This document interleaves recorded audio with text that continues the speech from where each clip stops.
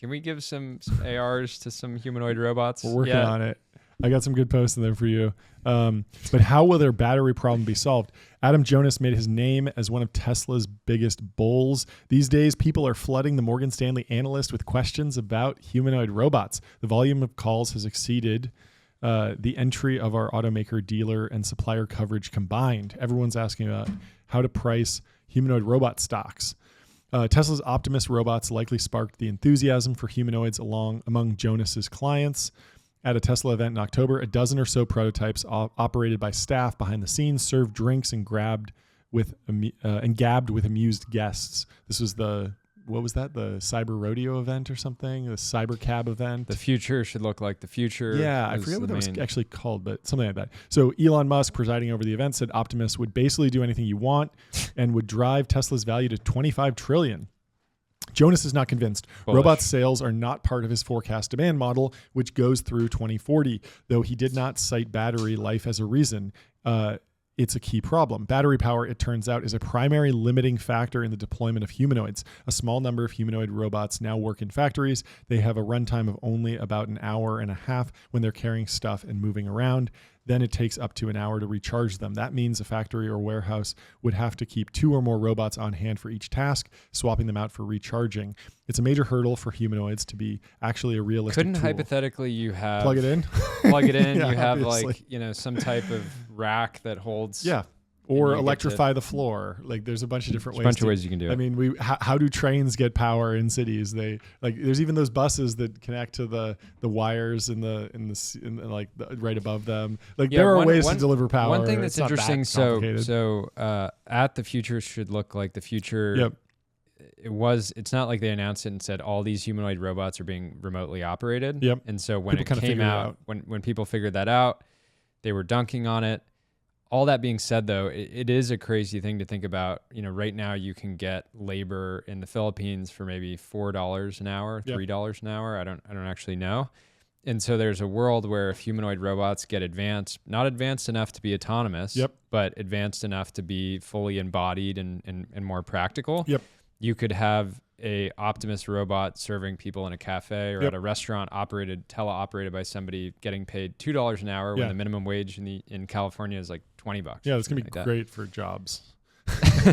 That's not going to be controversial at all. Yeah, but it's already happening. I mean, there's 4 million industrial robots in operation globally last year. 382,000 in the U.S. And there's at least one humanoid robot working under a paid contract. Digit, made by a company I hadn't heard of, Oregon-based Agility Robotics. Before we get into that, pounds. Yeah, roughly 400 million industrial robots, almost none were humanoids. Yeah, so these are things like those robotic globally. Arms that move around, and just, I mean, there's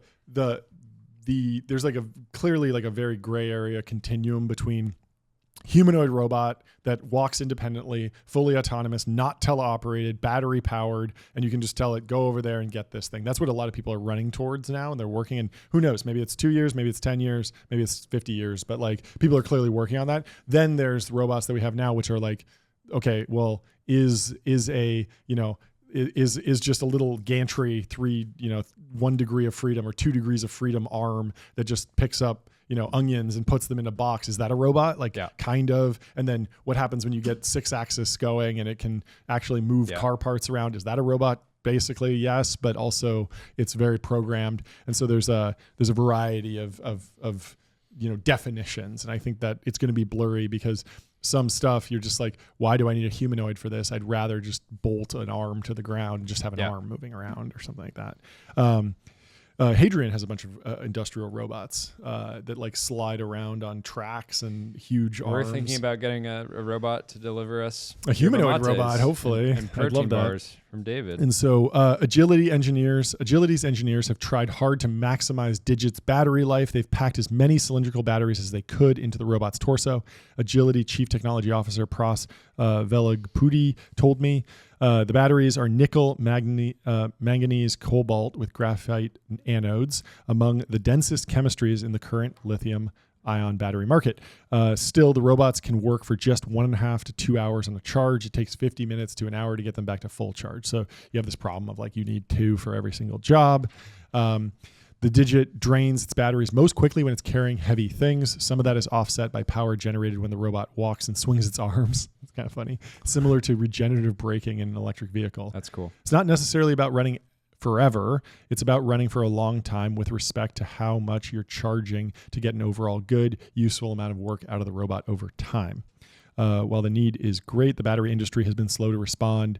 Obviously, battery technology has not been on a Moore's Law-like curve where people have wanted that and they've been excited about that, and everyone's kind of been like, oh yeah, like, you know, technology always gets better, so like obviously battery power will double eventually, and like we need little nuclear reactors like the Stark Industries. You remember there's that a company thing? working on that. Avalanche is basically making a nuclear battery. It's using fusion, and so it's very small, and so the hope is that it's faster to develop than a full scale fusion reactor, but no one has ever been able to make a fusion reaction that's net positive energy for a long time, that's economical as well. Yeah. So there's a few paths in fusion. Like the first step is just getting the fusion reaction going.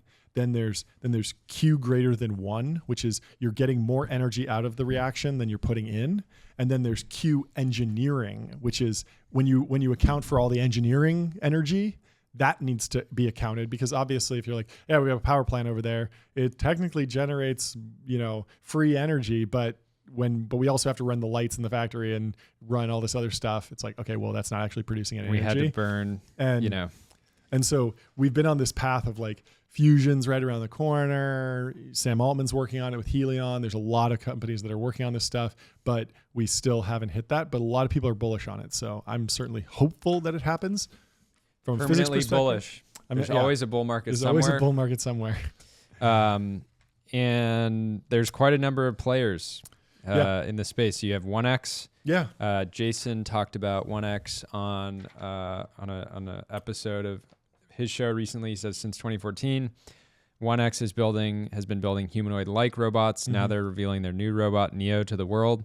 So in many ways, the form factor is not novel. It's just that a lot of these companies are getting to the point where they're actually getting production ready. You have Optimus, 1X with Neo. You have Figure, who's already company, valued in the multiple billions of dollars. A lot of SPVs into SPVs into that one.